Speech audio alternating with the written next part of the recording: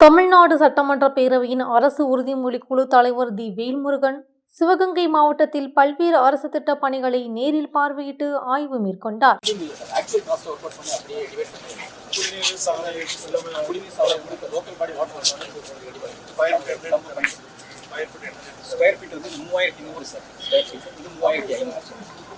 ஆய்வு பயணத்தின் போது காரைக்குடியில் அரசு உறுதிமொழியின் அடிப்படையில் ரூபாய் 100 கோடி மதிப்பீட்டில் கட்டப்பட்டு வரும் அரசு சட்ட கல்லூரி பணிகள் தரமான முறையில் நடைபெறுகிறதா என்பதை குழுவினர் ஆய்வு செய்தனர்.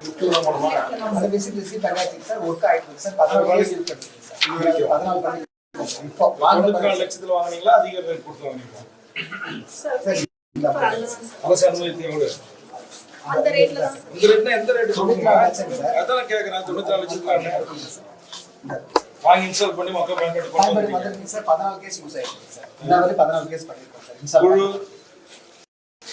தமிழ்நாடு அரசின் சார்பா 14 கேஸ் பண்ணிருக்கோம் சார். யூஸா வாங்கி sir. MRI scan, CT scan போன்றவைகள் வாங்கி நிறுவப்பட்டு மேற்படி இந்த மருத்துவக் கல்லூரி மருத்துவமனைக்கு வருகின்ற ஆயிரக்கணக்கான பொதுமக்களுக்கு உரிய சிகிச்சை அளிக்க வேண்டும் என்கிற அடிப்படையில் கடந்த முறை இங்கு வருகை தந்த போது குழு அப்போது இருந்த இக்கல்லூரியினுடைய டீன் அவர்களுக்கு மற்றும் மருத்துவக் கல்வித்துறையின் முதன்மை செயலாளர் அவர்களுக்கும் டிஎன்எம்எஸ் போன்றவற்றுக்கும் குழு பரிந்துரை செய்திருந்தது.